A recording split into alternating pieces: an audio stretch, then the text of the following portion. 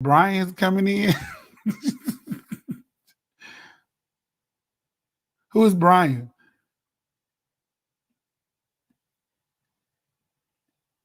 I'm live. Hey y'all, how y'all doing? Stephen Williams here. Thank y'all so much for joining me behind the veil. We were looking at stuff that's going on behind the scenes over here, and we trying to figure out who did what, when, where, how. And so, y'all, thank you so much for joining me. Listen, welcome to behind. Where my head? Head is in the way. Welcome to Behind the Veil. It's Stephen Williams. They call me the good bishop. Oh, do I got something good for you tonight? Oh, that ain't right. I got to teach you on here. Do I have something wonderful for you to listen to tonight as we began to discuss learning? And did you learn something? And children and learning and teaching and this remote learning. Are you all asking questions? Like I'm asking questions about kids. Now, maybe some of you have children who are going to school. Some of you may have kids who are going to college or in college. Some of you may have grandchildren. And here is a big question. The question on the floor is, are they learning? How are they learning? Is COVID? What is the impact of COVID? And so I want you to get your questions tonight, because we have somebody, a niece, a nephew, a cousin, a grandchild, a child. Somebody is having to be forced to go back to school. COVID numbers are up. And so oh Lord, I have so many questions. Thank you all so much for joining us tonight on Behind the Veil. Stephen Williams here. They call me the good bishop. Now, y'all know what we got to do before we get into that. I got to play the song of the week. And this is also coming off of the Good Ground Project. Listen, thank y'all so much for all the stuff that you are doing. Thank y'all so much for joining us and coming and playing the music from the Good Ground Project. You won't believe how many people are playing it and where it's being played. Look, I was in Poland last week, or one of them weeks. Somebody in Poland was playing me. So if they called me to come, I'm going on over there. Gloria, get your passport. We're going to Poland. Me, you, and the COVID. Hey, everybody. Thank you so much, Tracy and Gloria and Belinda. Look, thank y'all. Cynthia, thank you. Listen, y'all spread the word. Get the word out there, because we got to do something. We got to do something. And we're going to have a good time. We're going to have a wonderful time tonight as we go and talk about this. It's going to be great. It's going to be great. Here's a song that's coming off of the Good Ground Project. It's called Everything in Me. I haven't heard this song in a minute. And so we're going to play it. I decided I'm going to be the DJ tonight, and we're going to play this song. I thought it was a good song. You've been so marvelous. I did it myself, y'all. Right now to give you the glory with everything in us, because you've been so faithful. You've been. Erma used to sing in the choir. Find the alto. Stop playing. Bless your name. Bless your holy name. Bless your holy name. Bless your holy name. Bless your holy name. Bless your holy name. Lord, we will. Bless your holy name. At all times. Bless your holy name. Charlene is with me.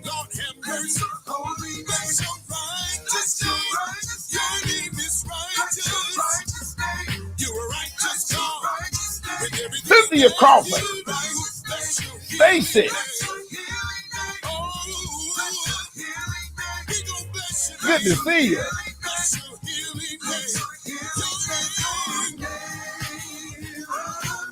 Pastor Alberta, Jim McRaven, you're going to love this tonight, sir. Right up your alley.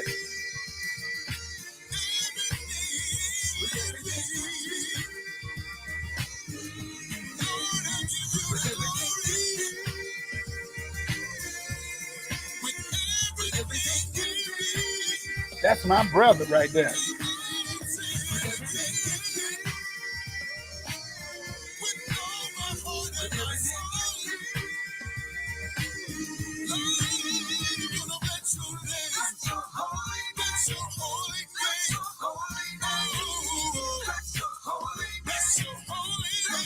holy name. Lord, we will bless your holy name at all times. Holy name. Oh, bless your holy name. You are holy God. Holy name. That's your righteous name. Your name is righteous.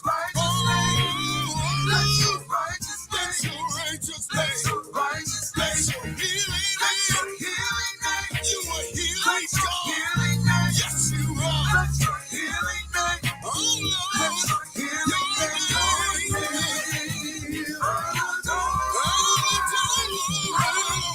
You better sing that high note.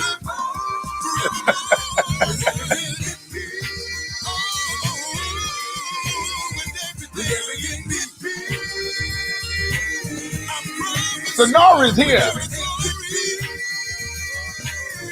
McRaven, tell Faith. Erma is on.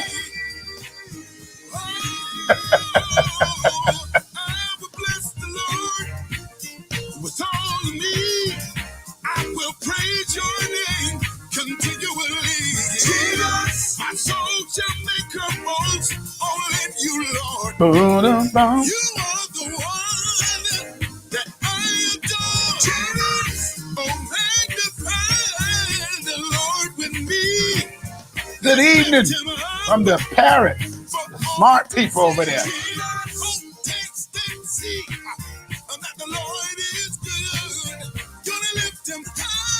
I wonder what note is that.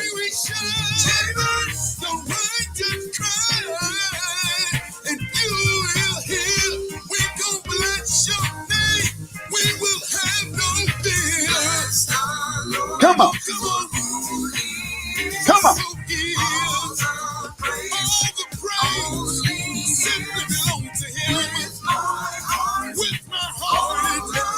And every part of me, I will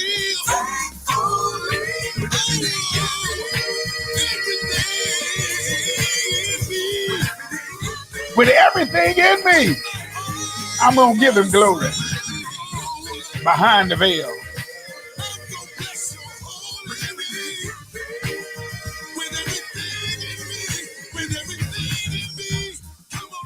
Oh, that's a good old stuff right there. That's old school right there. Look, it's on the Good Ground Project. Thank y'all so much for for hanging out with us today. Thank you. Behind the Veil. This is Stephen Williams. They called me the good bishop, and ain't nobody really good but God, but we just trying to do the best we can. Hey, do me a favor, go to YouTube, please, ma'am, please, sir, subscribe to Behind the Veil on YouTube. One of these days, we might not be on Facebook because Facebook be tripping, and so we might have to switch our membership. We might have to switch our membership.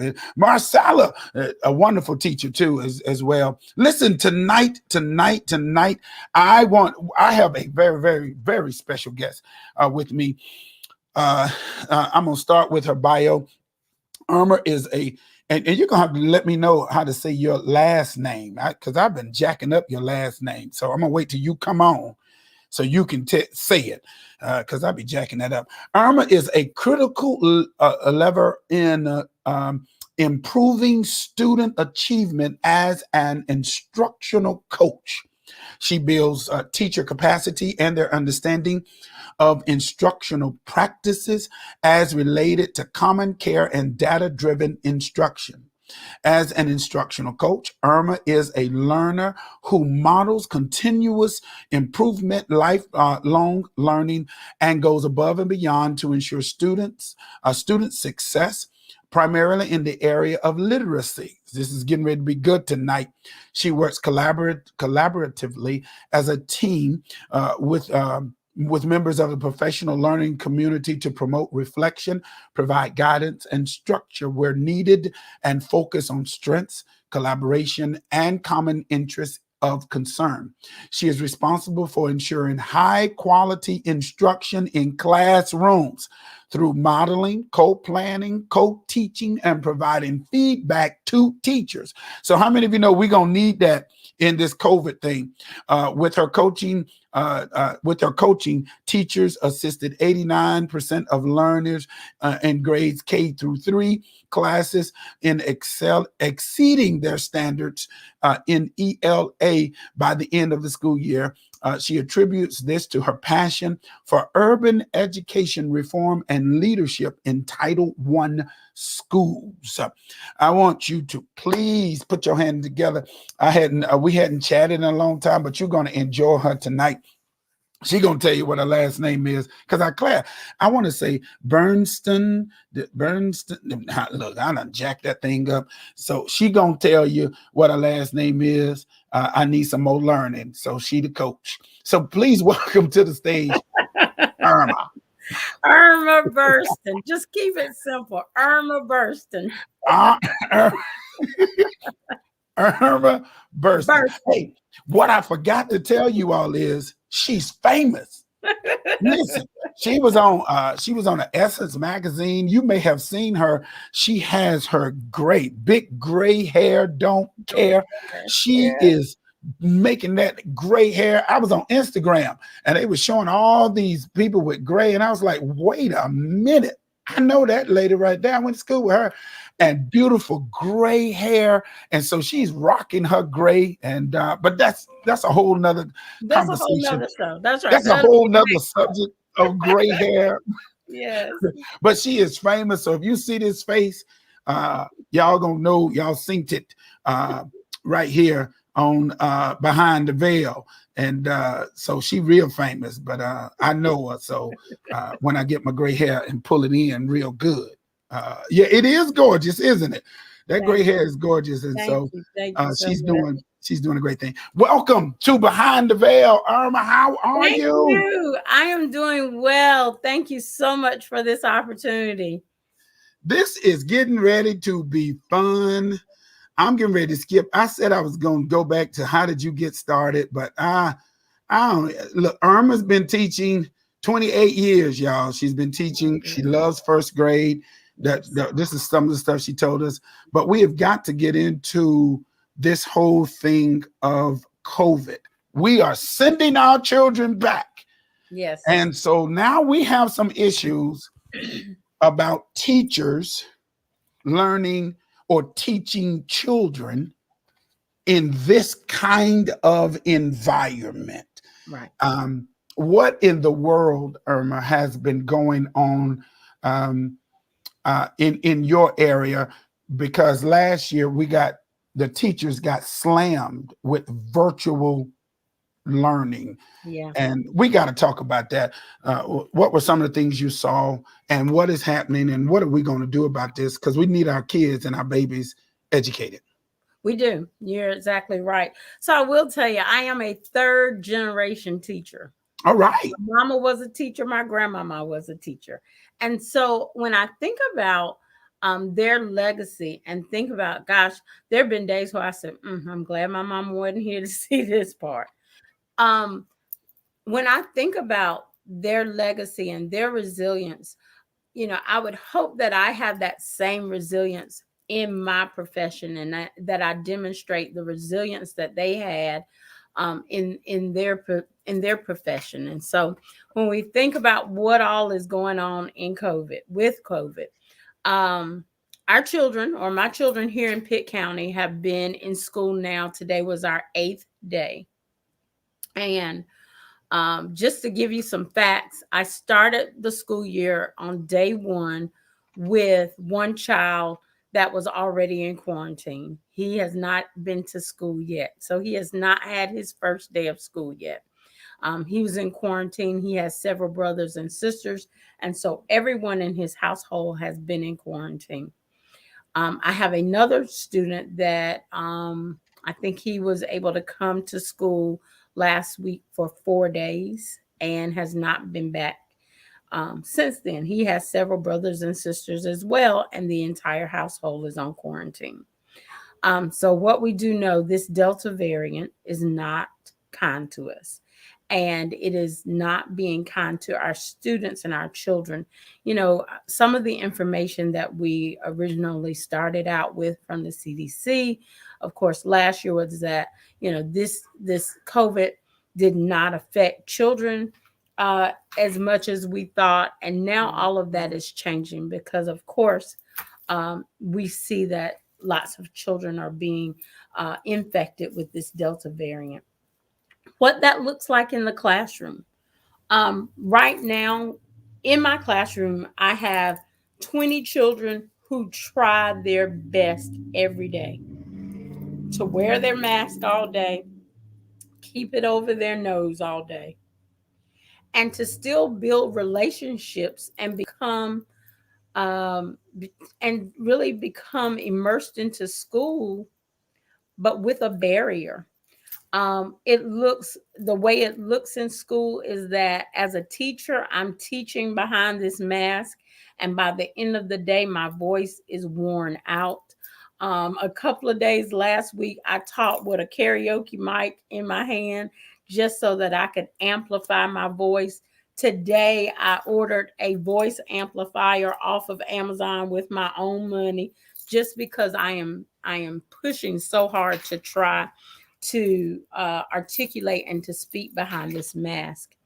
Um, it also looks like asking children to repeat themselves uh, throughout the day, because sometimes you just can't hear them or understand them behind the mask. So it really is has become a lot of accommodations, a lot of new ways of doing things. Um, for lack of a better way to describe it, it really is our new norm. And I think that compared to last year, I feel like teachers are more knowledgeable. They do have more information on how to teach virtually. They have more tips and tricks up their sleeve of how to uh, possibly get information from this computer to the other side of it virtually, I would hope.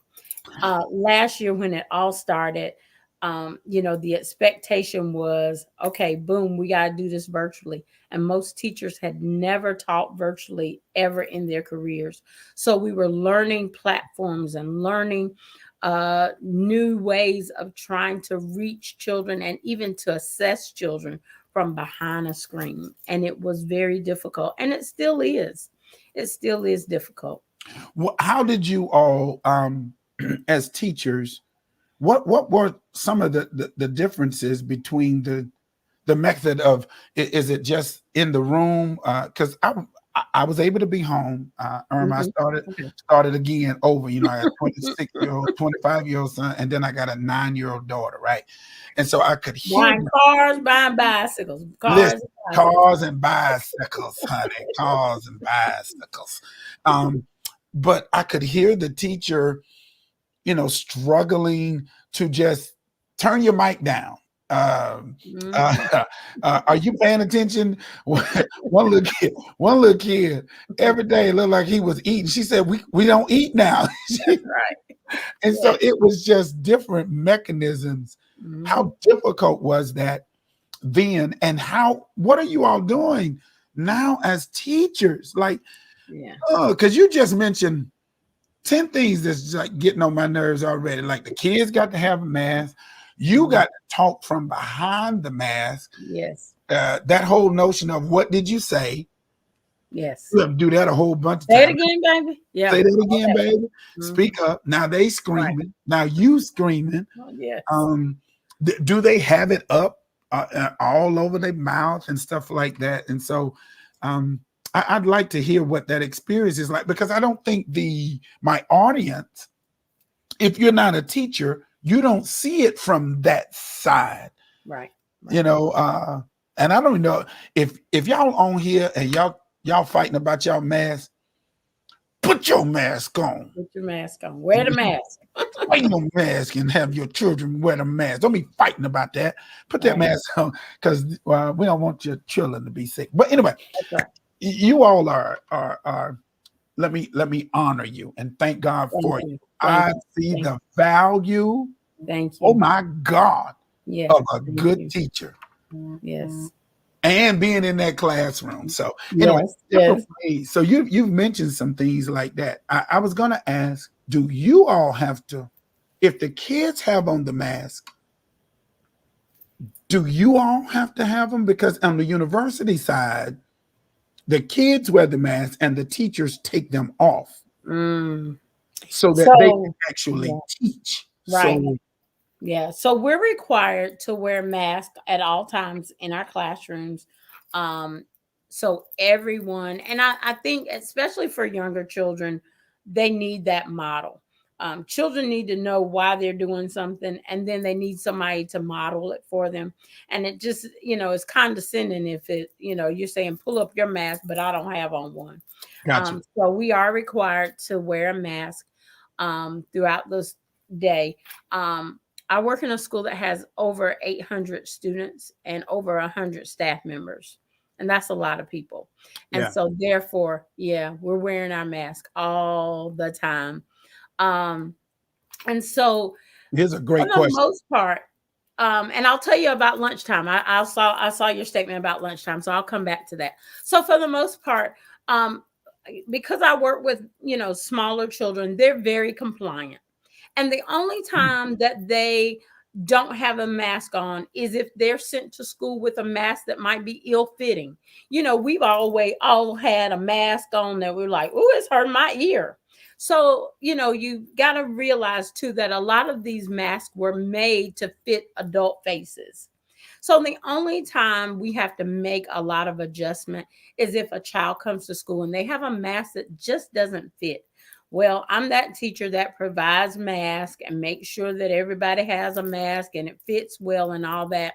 We make it fun when my children come in. I have them to do some crazy stretching activities, and then they put their hands out and they check their mask, and I tell them to pinch it and make sure it's across their nose, and then they can put their hands in their lap. So I try to make it fun for them. I try to make it not so much of a punishment, but we celebrate that we all have on our mask and we're doing a good job as mask wearers. And so I think for smaller children, you have to give them the reason why, and then you have to make it fun for them so that everybody knows how important it is to wear their mask. The way we get around it at lunchtime is this: that my children have to sit in an assigned seat. So they do not have to wear their mask at lunchtime. Um, at lunchtime, do they get mixed up with the mask? No, no. So they don't have to wear their mask at lunch. They have to sit in an assigned seat though at lunch. And then they also have to be um every other seat, and they also have to be diagonal from each other so that they can have some conversation, but they're not in direct face-to-face contact with another student. And they have to be in assigned seats just in case a child were to be infected, then we could pinpoint the people who were around that child within 6 feet.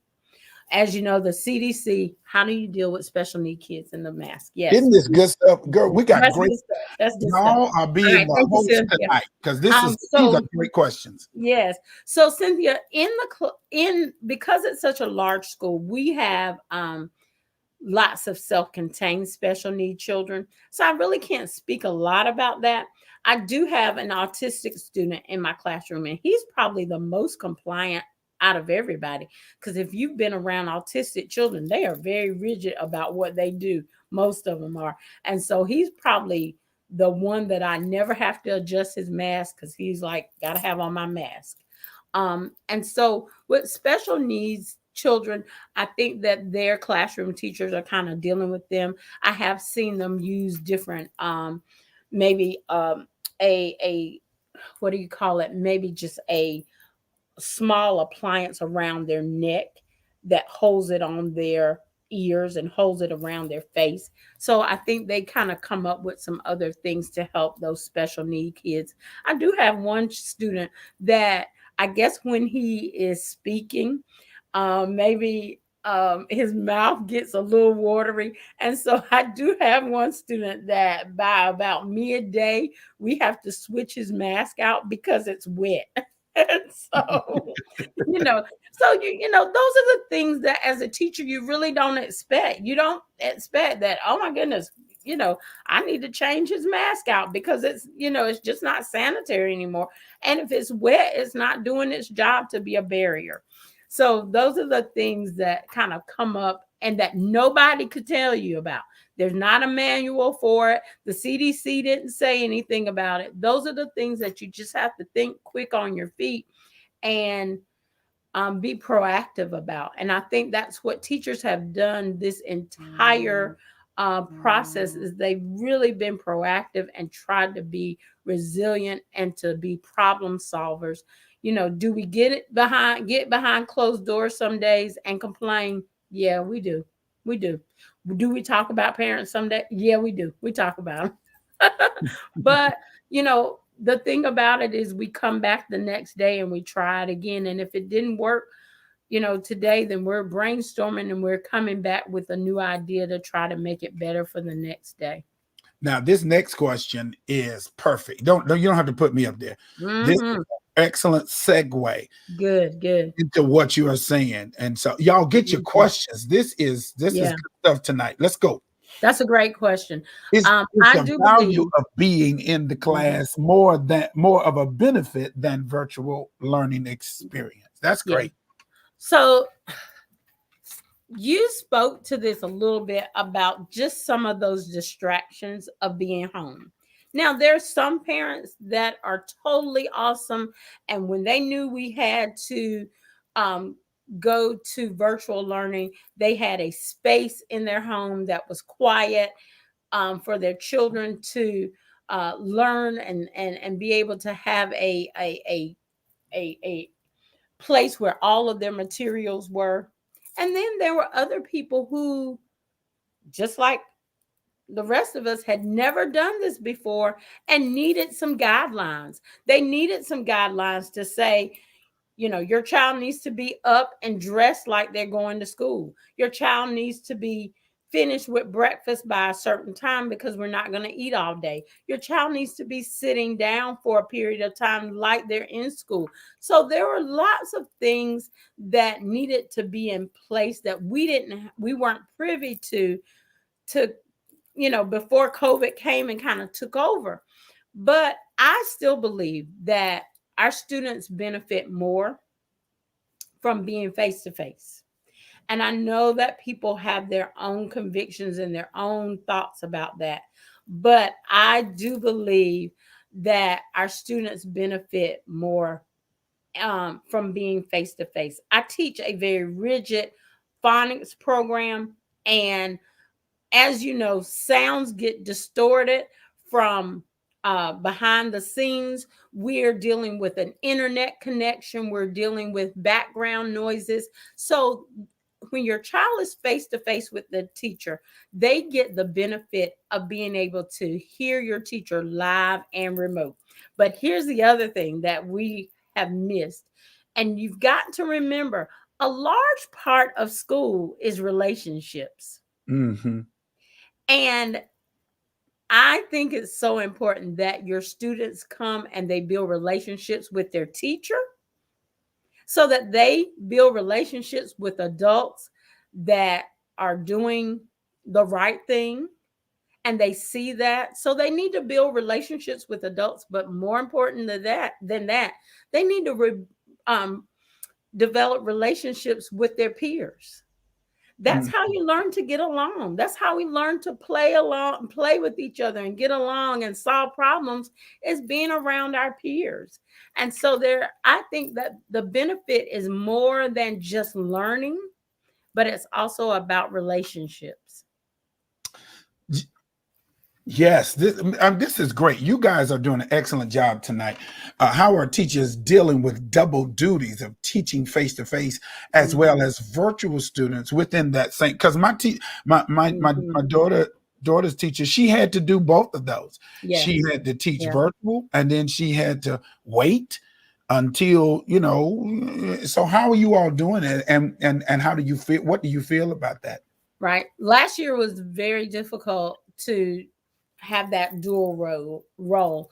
And so in some schools they designated that some teachers would just do virtual and some teachers would do face to face.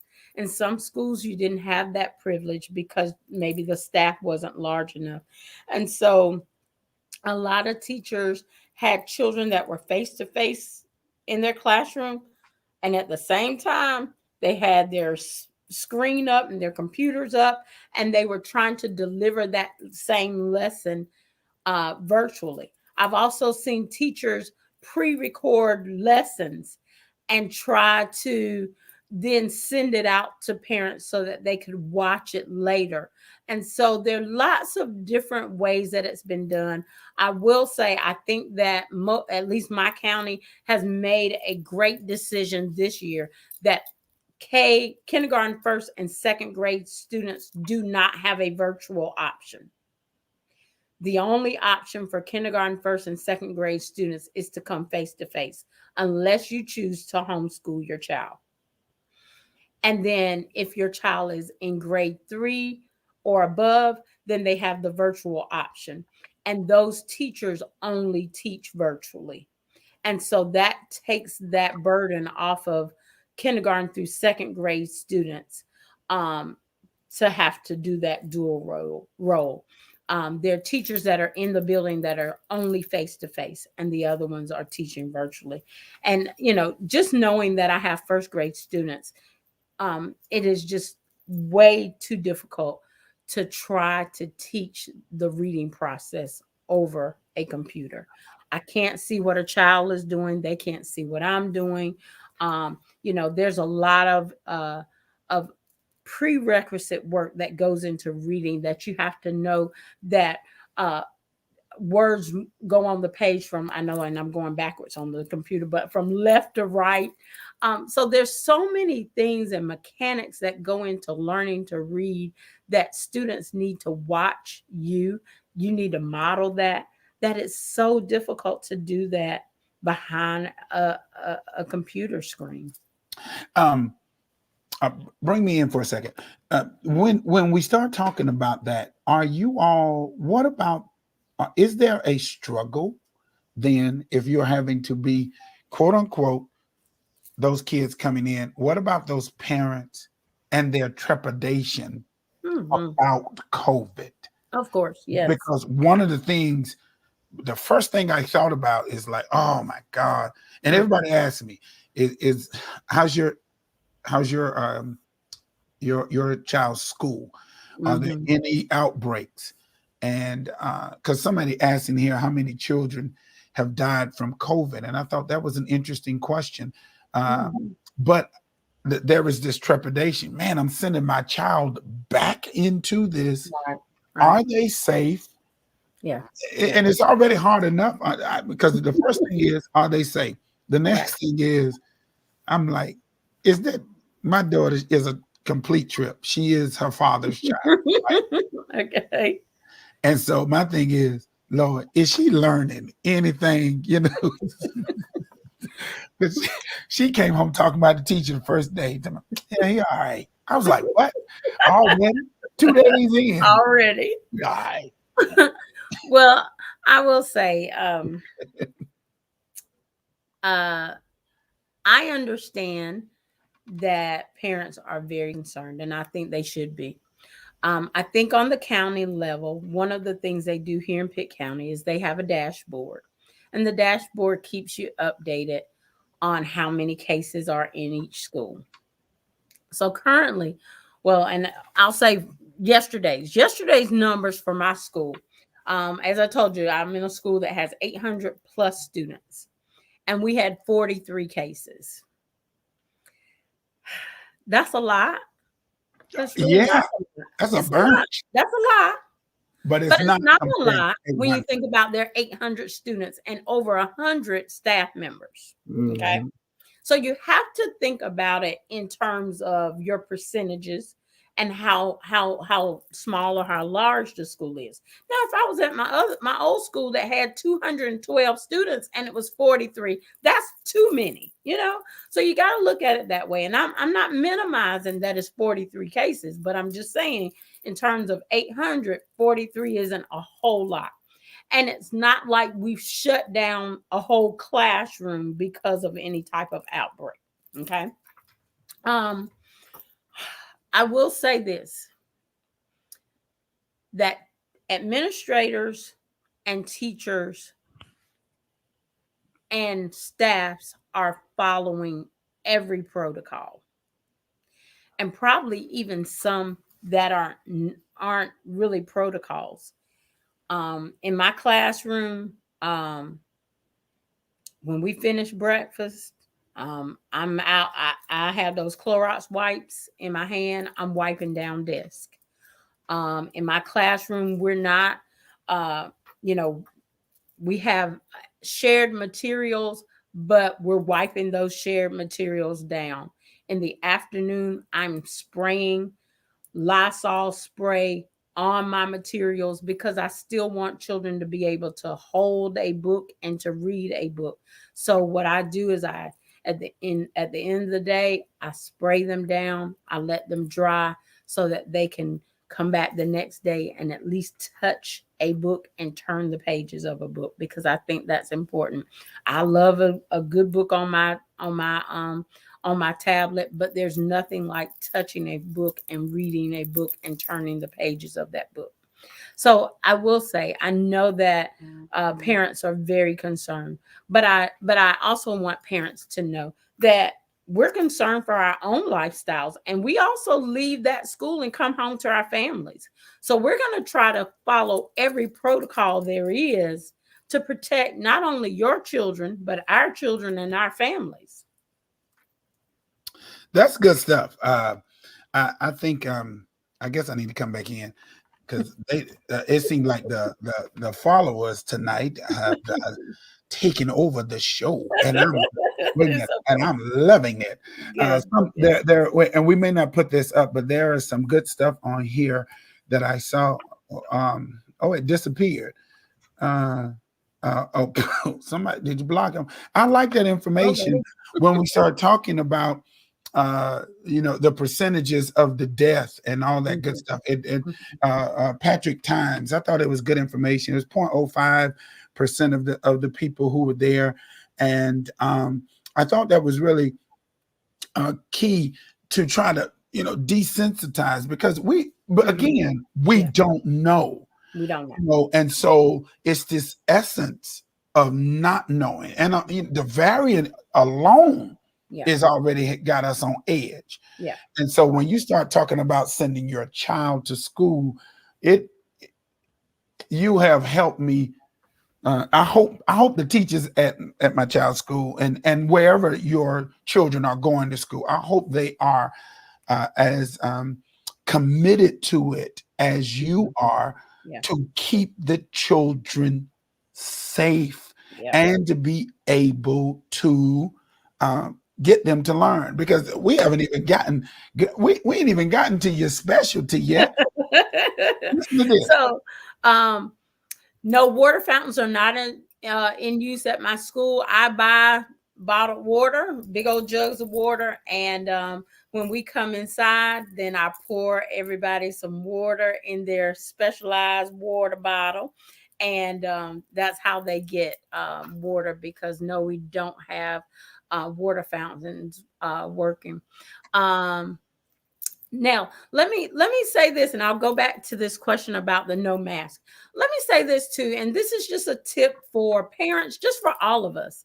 I think that our responsibility is that we continue to be as informed as we can, because there's lots of stuff out there, lots of information out there that may not be true. And we also know that the CDC changes quite often, and They some do. of the protocols change. Okay. Even I'll tell you this, prior last year, as soon as if a child tested positive, pretty much the whole room shut down. Right. So, and as we are now, with the protocols, it is if the child is not showing symptoms, then they don't necessarily have to quarantine. So, here's my thing. So let me go back to that. My original statement. My advice is that you stay informed. And Yeah. I would also say that you stay informed from websites Yeah. that are valid. All of your information can't come off of Facebook because Listen, everything up there ain't true. y'all better not Okay. do it. They told me, Irma, that they with the vaccine, they told me two things. They said they were putting a chip in me, and that I was going. It was three things. It was going to change my DNA, and I was going to become a zombie. And so I said, well, if it's going to change my DNA, I hope it gets some of this fat off me and make my voice a little bit higher, because I be wanting to hit them high notes, and that it didn't do that yet. It And ain't happened for me either. I had to get up this morning and go to the gym. It ain't happened for me yet. And I So, figure if it was going to put the chip in me, then I need to get rid of my phone, because they already got me chipped up on, and I got two of them puppies, so they can find me anywhere they want to. And so, look, and the right third now thing they got cameras up there can look right at already, your phone. Look, so exactly. So and that's what I mean by we have to stay informed. yeah, If you know, I'm sure most counties, if not all of them, have some type of dashboard. Stay informed so that you know what those numbers are. Stay informed of what the CDC is saying about quarantine. Stay informed about what the side effects of getting vaccinated are. Stay informed about, you know, when students or when children can get vaccinated, but so that you can make decisions that are based off of good information and not just hearsay and not what so and so said. You know, otherwise, you know, we know how quickly things escalate. So I said there were 43 cases. Somebody will take that and say it's 430 cases over there at the school. right. So I would say, you know, we need to make sure that we're watching the news, that we're watching, that we're really reading good information so that we're informed about it. And we can make informed decisions then. And then you make those best decisions for your child to say whether, I don't know if my child needs to be in the classroom face to face. And you do have that option now. Ain't nobody, you know, forcing you, but you make an informed decision, not based off of something that somebody said or something you read off of Facebook, but because you had good information. And I want to say this to my audience as well. Listen, hello, everybody. Everybody, let me look in the camera. Am I looking in the camera right there? Right there? Yeah, you are. We can see hello, saints. They don't know either. No. The information is coming so fast. Yeah, you're right. That the variant and the mutations are moving faster than science. Yes. And so we are learning how you gotta just stay informed and as smart as somebody went to the moon, whether you believe it or not. There's some rocket ships out there. They have done some tremendous things in science, and so we've got to allow the science to catch up. But this variant is going faster, so we got to stay. But back to what Irma was saying. Listen, because what's important here is your youngin, that's how we used to call them in the South, is your youngin learning? That's right. Hey, Faye. Are your children learning? Are your children learning? So here's the other thing. This is good stuff.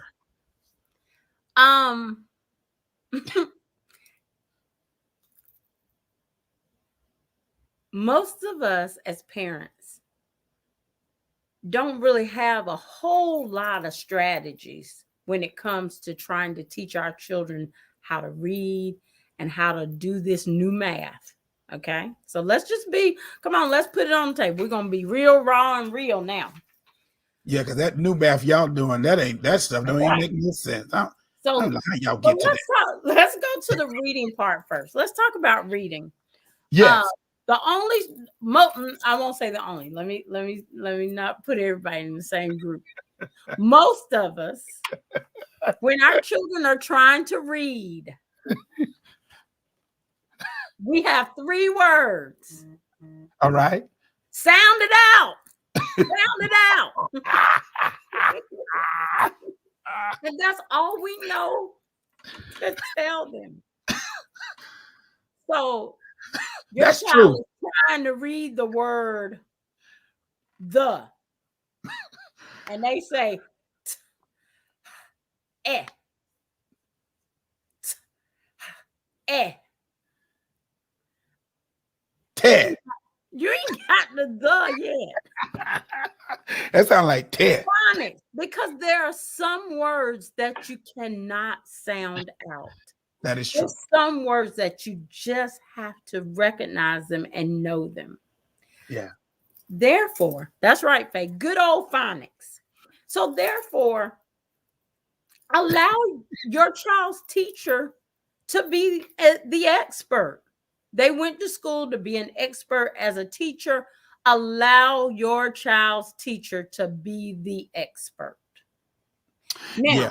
if Wait, you time out, because let me say something here. Okay. Because we do have a tendency as parents, especially if we have a little bit of education, and especially if you like me, we're just a little nosy, so we feel like we know a lot of stuff, and we have a tendency to be like, I'm not sure that that's right, and I had to learn to just be quiet and then let her. I know y'all don't think I do, but I learned how to be quiet. Let me say it in the mic. I learned how to be quiet and listen. What the scripture says, study to be quiet. Study to be quiet. I have done it because these are the pros. And just like I want you to listen to me for a scripture, sometimes I need to make sure I listen to the teacher because they're trained to do it. And I guess you all having to do this different way because the old way didn't work. Now, if some of y'all had got it right the old way, we wouldn't have to do this new way. But it's y'all fault. Y'all didn't know how to do it the old way. So no, I'm just joking. I'm just joking. But now I will say this that and because of COVID, teachers were already inundated with lots of professional development staff, but now based on COVID, teachers are becoming experts again in virtual learning. Trust the process. Trust that your students are getting the best, that your students are being delivered quality instruction. We need to clone you. If you feel like they're not, then there are other steps after that. But trust the process. With day 8 of school, we've only been in there 8 days. Trust the process that your students are getting quality education from an expert. That's good. That's good, Erma. I mean, now I will say, now you certainly seem like an anomaly to some. I mean, but I'm sure there are great teachers. There are. And some are maybe listening to us right now. And God knows we appreciate you. And God, this is some good stuff tonight. Help us. Erma is excellent. And I got to get into this. Erma is excellent. And I know it. Somebody said, yes, sir, clone her. And I need you to my friend Amy. I love her so much. I used to teach with her and I miss her so much. I really do. I don't know you, Amy, but we miss you too. But we need you on every grade level. You hear me? We need somebody like you on every grade level. I think Officer because they get tired of teaching. Yeah, and yelling and cooking.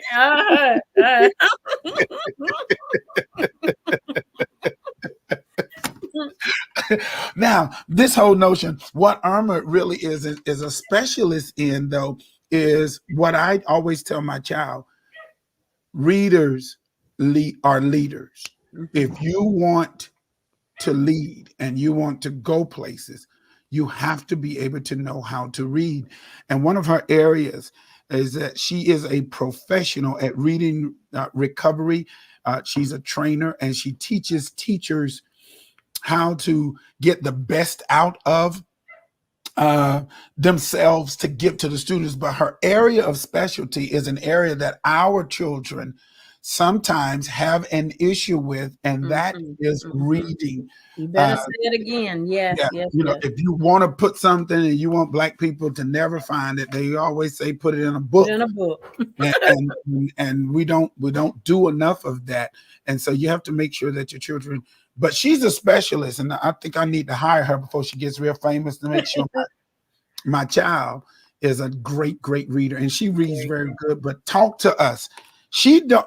I want to know, how do kids decode? First of all, what's your method for teaching teachers how to help the kids read?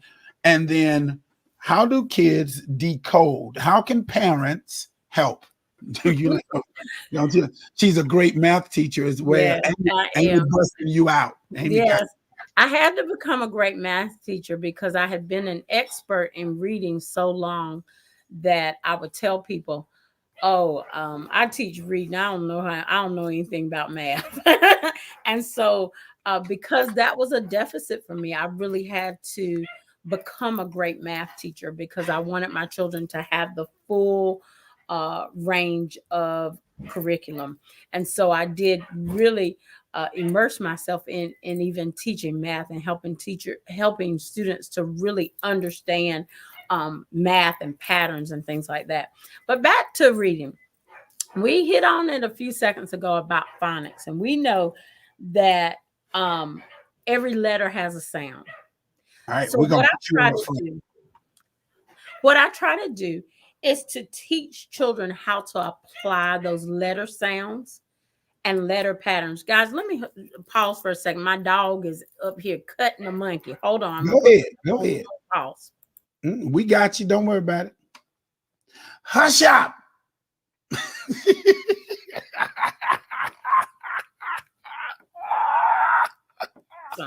Okay, I'm sorry. All right. Just like a child. She's a child. So anyway, here's the thing. We know that each letter has a sound. And we also know, hold on.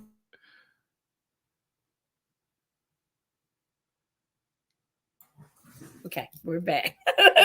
And we're back. All right, so then we know that also there's some letter patterns that children need to be able to also know that there are sounds that are associated with it. And so then when they start to recognize those sounds and it becomes familiar with them, then that's where the reading process begins. The reading process begins also that they know that there's some familiar words like the word the that they just have to know. Usually when your children go to kindergarten, there are 25 sight words that they tell them they just have to know these sight words and be able to just read them quickly. And so the reading process definitely starts with recognizing those sight words, but also being able to know that letters have sounds and letter patterns have sounds. Here's a tip that I also tell people, that in your household, having children to label things and to name things starts that reading process as well. Because a lot of what we do as readers is we start to read environmental words, before we can even read a book. I bet you your child probably was 3 years old, and every time they passed by McDonald's, they knew that there was a McDonald's because they were reading that environmental print. And so as we're in our environments, in our homes or in our churches or whatever, helping children to label things and to put a name to things. The biggest thing also is to have conversations with children will also improve readers.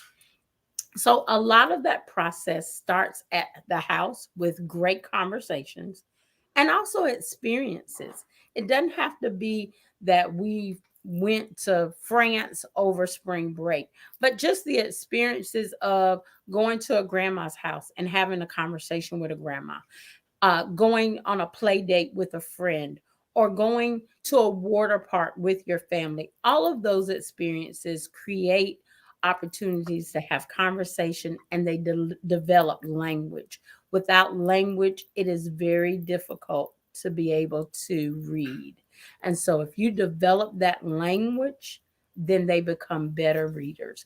Most of our best readers are also people that can have great conversations. That would be me. I like to have great conversation, so I'm a great reader. Go Great ahead. reader. You're I a just great want to. reader. I just Love want to let a some reader. people That's know that. right. That's right. That's right. I applaud you for being a great reader. Yes. So and so those particular techniques, so those great conversations with parents. And so what I try to do and what I've always tried to do is stretch the vocabulary. We try Yes. to stretch the vocabulary and Mhm. make them say words and then try to spell that word uh, Mhm. and just trying to increase all of that information. And so Mhm. Yes. um, you do an excellent job. Now you told me to talk about something else, because I'm sure you got some more to talk about on kids decoding. Yes, I do. Uh, I do. Go ahead, talk to us. Go ahead, talk to us. Um, so in terms of COVID, I think there are things that you can also do at your house, especially with your young children. It's important that they learn how to wash their hands. You can make that fun by having them to sing the ABC song while they're washing their hands. That's important. Those are things that they can come to school with already knowing. It's important that even in your household that you learn how to, that you practice wearing your mask. Um, I think it's also important that um, I think, and we talked about this, telling your children why. You know, um, we didn't grow up with a lot of explanations and a lot of because if we said why, they said because I said so. Yep. So but giving your children those explanations. Why do I have to wear my mask? Why do I need to wash my hands? Why do I need to stay out of my friend's face? What?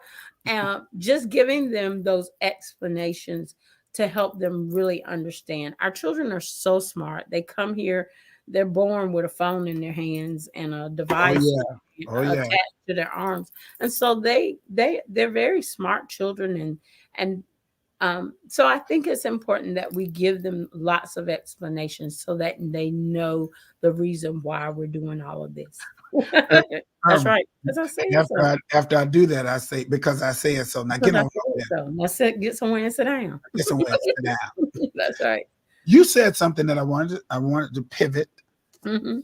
How do you all as teachers deal with the kids because they are social media learners as Hmm. well? Hmm. So, or do you find that some of them are maybe are not book smart, but they street smart? I mean, because they get a lot of the language, lingo, all of that stuff.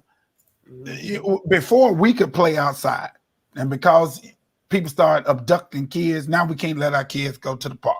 Right. So a Right. lot of the social media stuff is where they're picking up different types of language that we're having to manage. And for those of you who know, they call me. My name is Steve Williams. They call me the Good Bishop. I don't cuss in my house, all right, Right. Right. but I can't. But cussing is everywhere. Everywhere. On social media, on regular television. And so now I'm having to make sure I explain to her the differences in the words. And I want Mhm. to say this publicly to all of y'all, all you cussers. I want to tell y'all, all y'all, all right? Let me tell y'all. All the cusses. You All, calling all the cusses out. I'm calling all the cussers out. Let me tell y'all something.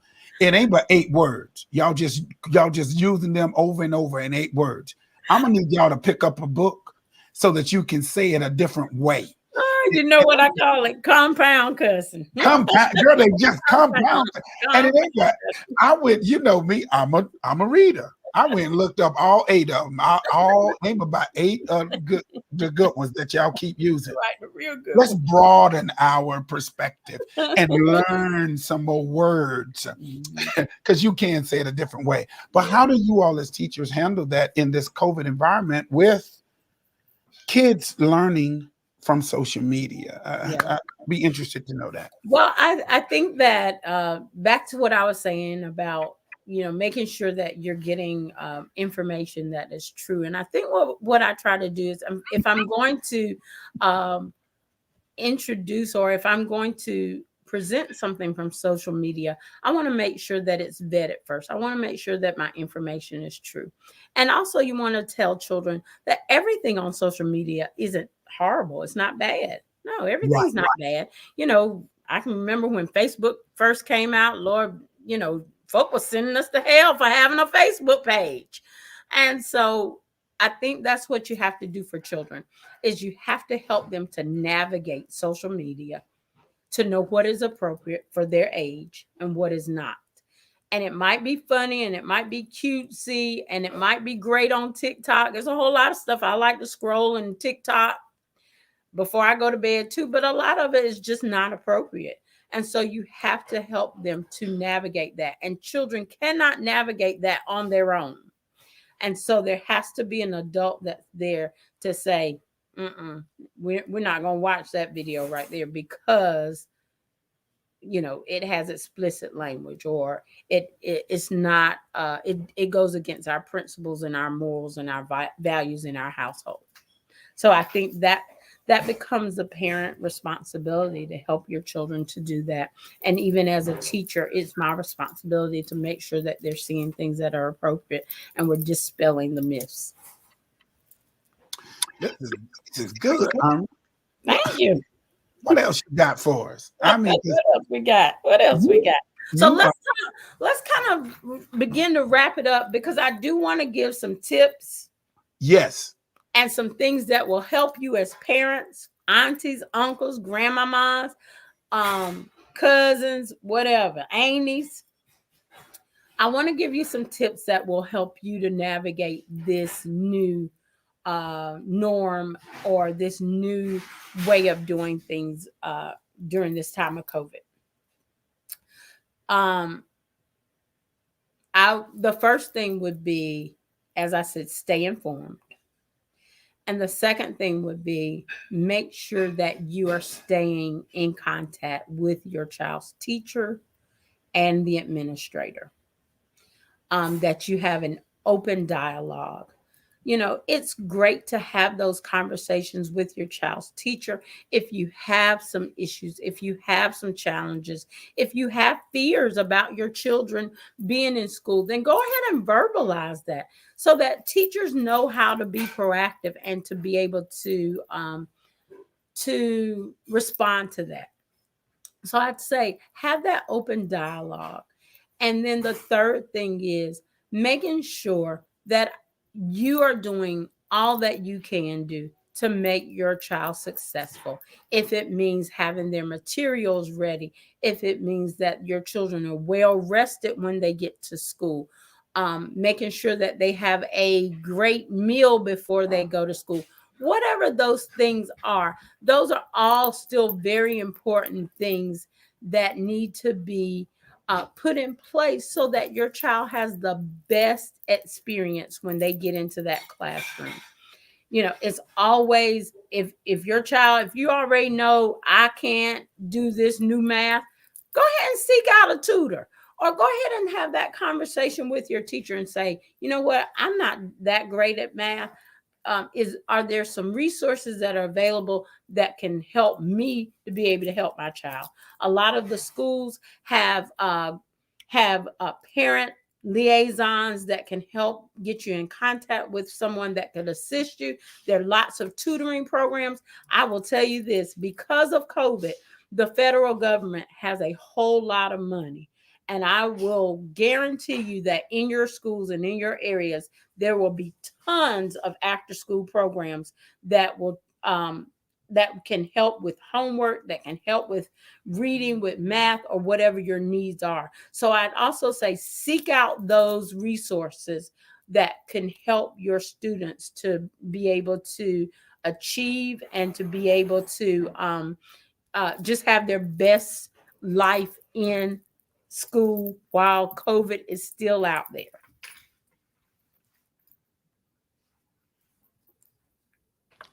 Is that it?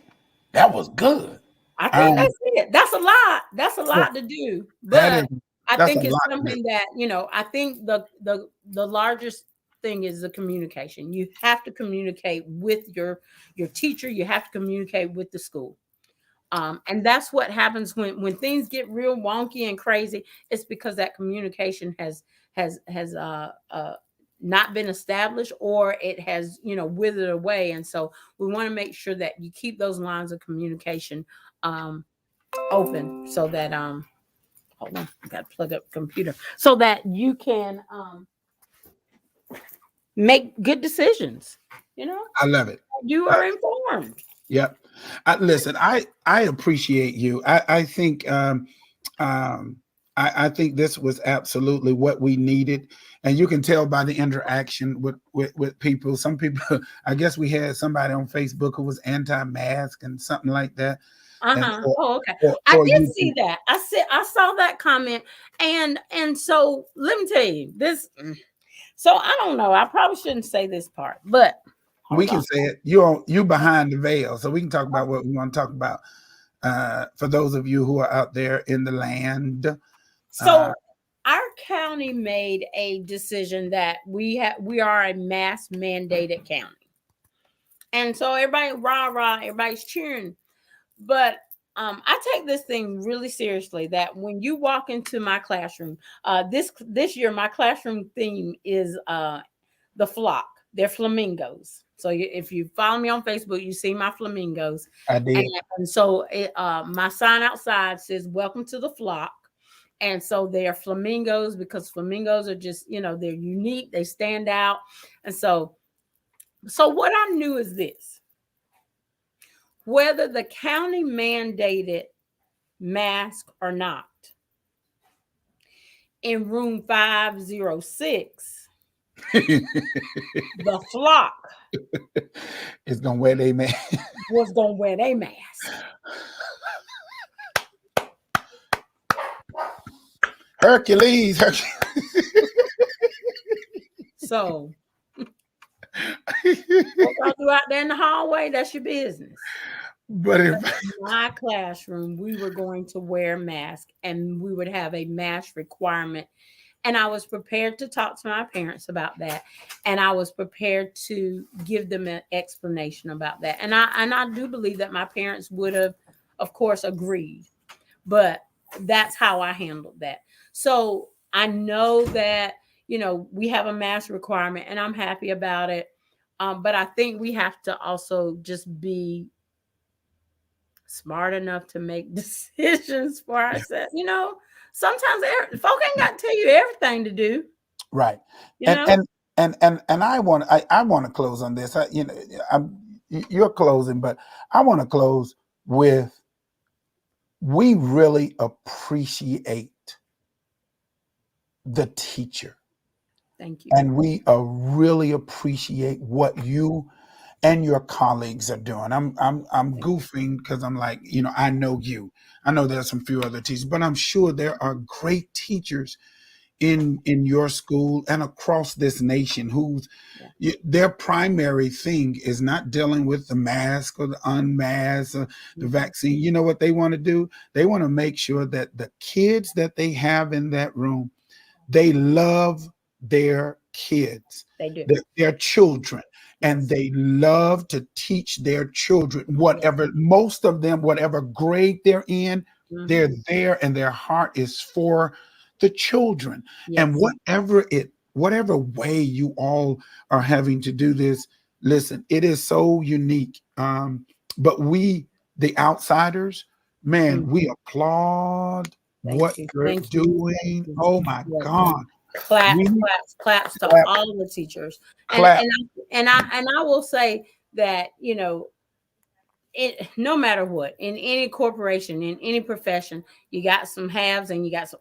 But I will say that I work with a group of people and a group of professionals that they show up every day to Yeah, give quality instruction, and I'm going to trust that that's how it's going to be. That I'll fight for now. And then when they don't show up and do their best, then as a professional and as a person who has trained teachers and taught teachers and coached teachers, I should be able to pull you to the side and say, were you your best self today? And yeah, so we have to be accountable one for another yeah. and not let our profession be dogged and taught. And these teachers ain't doing nothing and that. No, you And guys are that's doing what a you phenomenal. want to do. Right. You And guys so, are doing a phenomenal right. job. And so I what wouldn't we have. have to do is we have to fight for each other. We Yeah, have to fight for each other. And we have to fight for our children. yep. And My you have friend some Amy parents. knows that we fight for our children. We fight for what is ours, because this world is not kind. And Yes, so that's right. we really have to, and when you see quality teachers, you Yes. have to, yeah, it's, And yeah. I'm saying it like this. Put her face front. Just put her face front. You all take all those other things.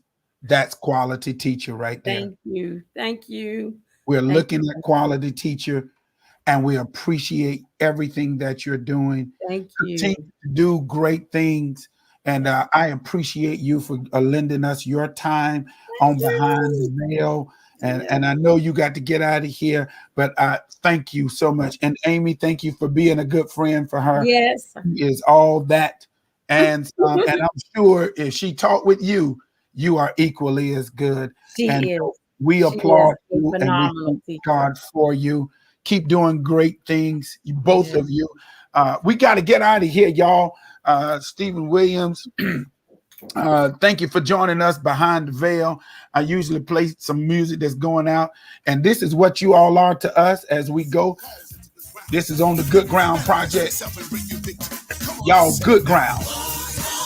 Y'all good ground. Yes, sir. Y'all are good ground. Y'all are good ground. Thank you. Thank you. Thank you. You are good ground. Good ground. You are good ground. And I appreciate you. Hey, y'all, thank you for joining us Behind the Veil. Yeah. Stephen Williams here. Erma Burstion. Thank y'all. Thank you for joining us tonight. You. Until the next appointed time. Hey, y'all, stay safe. Talk to your teachers and all that good stuff. That's Open right. up Communicate. Communicate. And wear your mask. Wear your mask. Bye, y'all. We got to go. Thank you so much, Irma. Thank you. This was great. This was